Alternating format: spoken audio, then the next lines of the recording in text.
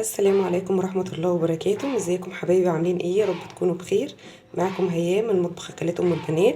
كل سنة وانتم طيبين ورمضان كريم. النهاردة ان شاء الله هنعمل حاجة حلوة ولذيذة، صنف حلو ينفعنا كده على سفرة رمضان بعد الفطار. والحلو بتاعنا هيكون كله مكوناته من البيت، ووصفة اقتصادية خالص ومش مكلفة جدا. بينا نشوف المكونات والطريقة مع بعض. معايا لفة جلاش نص كيلو، ومعايا كوباية لبن، معلقتين كبار من النشا، نص كوباية سمنة سايحة. اول حاجه هجيب صينيه مقاس 28 وهدهنها كويس جدا بالسمنه. ده خطوه ضروري جدا ان انا ادهنها كويس بالسمنه علشان الجلاش ما يلزقش وياخد لون كويس من تحت. هدهنها وارجع اكمل معاكم.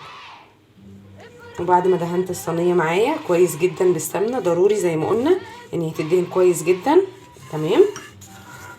هجيب لفه الجلاش، انا هنا قسمتها نصين بالظبط، وهجيب كده ورقتين ورقتين احطهم كده في الصينيه، افردهم كويس وخلي الباقي طالع كده على الطرف، وهنشوف مع بعض هنعمله ازاي دلوقتي.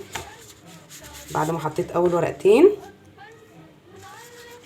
هدهن كويس جدا بالسمنه، وبعد ما دهنت اول ورقتين اجيب ورقتين تانيين واحطهم برضو في الصينيه بالشكل ده كده.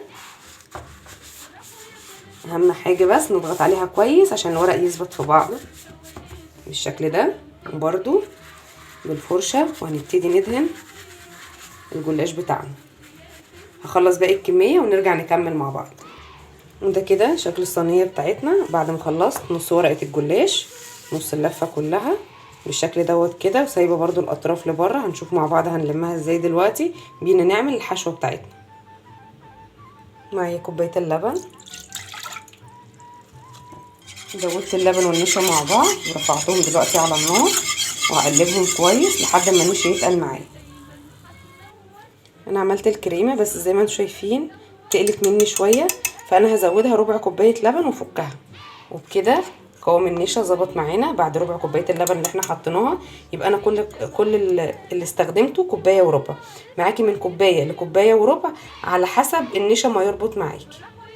ودلوقتي هننزل بالكريمه بتاعتنا على قلب الجلاش. وده كده شكل الكريمه بعد ما نزلنا بيها في الجلاش بتاعنا. هنبتدي نفردها كويس جدا، وعادي ما تخافوش وصلوها للاطراف علشان هي مش هتخرج بره الصينيه، وهقول لكم ازاي. هكمل وارجع اكمل معاكم. وكده بعد ما فردنا الحشوه بتاعتنا كلها هنبتدي بقى نجيب الاطراف اللي كنا سايبينها بره وننزل بيها كده جوه الصينيه بالطريقه دي كده. هبتدي انزل بالراحه واقفل على الكريمه بتاعتنا بالشكل ده كده. وبعد ما انزل ورقه من ورق الجلاش ابتدي ادهن كويس سمنه، لان احنا الاطراف دي ما دهناهاش، وضروري ندهنها علشان ما تكلكعش وتعجن وتبقى طعمها مش حلو. لازم تطلع كلها مورقه زي بعض.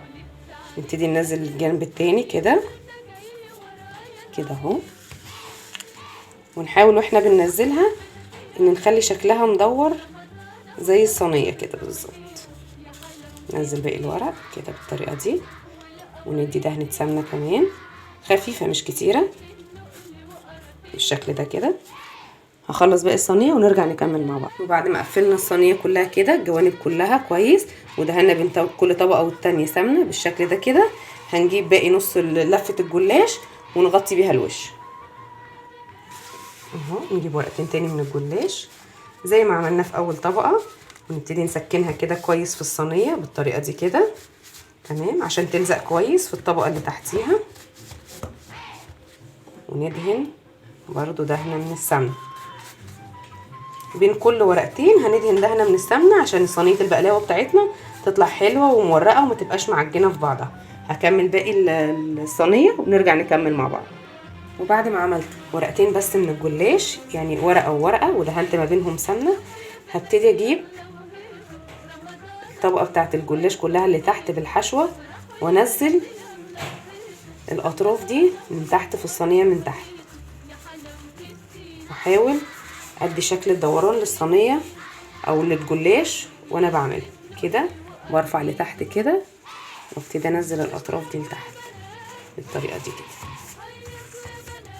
تاني برفع بالراحه وانزل ورق الجلاش تحت بالطريقه دي كده، والف معايا الصينيه عشان في الاخر تديني شكل الدوران ده. هكمل وارجع اكمل معاكم بعد ما خلصت باقي الورق كله بالشكل ده. الحروف دي انا مش هنزلها تحت، انا هبتدي اقصها كده، ادخل كده في طرف الصينيه من جوه. هنبتدي نمشي داير ما يدور كده جوه الصينيه عشان نقطع كل الورق الزياده ويطلع شكلها متناسق وشكلها حلو. بعد ما قطعنا الصينيه بالشكل ده كده بقى شكلها متساوي تمام، هنبتدي ندهنها برضو دهنه من السمنه عشان الوش بتاعنا يطلع متحمر وشكله حلو ولونه ذهبي وجميل. دلوقتي هنبتدي نقطع الصينيه بتاعتنا، قطعي بالشكل اللي تحبيه. انا هقطعها مثلثات بالشكل ده كده. ودي شكل الصينيه بتاعتنا بعد ما قطعناها. انا قبل ما اقطعها شغلت الفرن على درجه حراره 200. ما عندكيش فيه درجه حراره هيبقى درجه اعلى من المتوسط شويه، يعني النار تبقى اعلى من المتوسط شويه. وهنحطها في الفرن هتقعد من 20 ل 30 دقيقه ونرجع نشوفها مع بعض. ودي صينيه البقلاوه بتاعتنا لسه خارجه من الفرن. تخرج من الفرن سخنه، ننزل عليها بالشربات التقيل البارد بالشكل ده كده.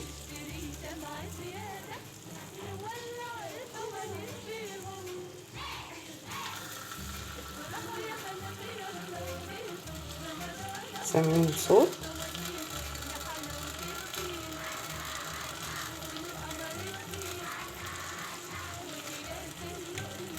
هسقيها باقي الشربات ونرجع نكمل مع بعض. ودي شكل صينيه البقلاوه بتاعتنا. انا سقيتها كميه الشربات كلها وهسيبها فيها حوالي تلت ساعه او نص ساعه تتشرب الشربات براحتها كويس. وبعد كده اي شربات زياده فيها هنحطها على شبكه او على مصفى وننزل منها الشربات الزياده، مفيش اي مشكله. ودي شكل الصينيه بتاعتنا، وهنبقى نقطع حته مع بعض ونشوفها بس تهدى شويه وتشرب الشربات بتاعها، ونقطع حته مع بعض ونشوفها من جوه. ودي صينيه البقلاوه بتاعتنا بعد ما بردت خالص حطيتها في مصفى، خليتها تصفي كل الشربات بتاعها كويس، ونقلتها تاني للصينيه بتاعتها. شايفين الكريمه جواها وما نزلتش في الصينيه بسبب ان احنا قفلنا الاطراف بتاعه الجلاش عليها. وادي شكلها بعد ما قطعتها اهي. الحشوه بتاعتها جواها جميله، من بره مقرمشه، من جوه طريه جدا وطعمها حلو جدا وتحفه. يا رب تجربوها وتعجبكم ان شاء الله. ولو عجبتكم الوصفه ما تنسوش تعملوا لايك واشتراك في القناه، واشوفكم في حلقه جديده ووصفه جديده. مع السلامه.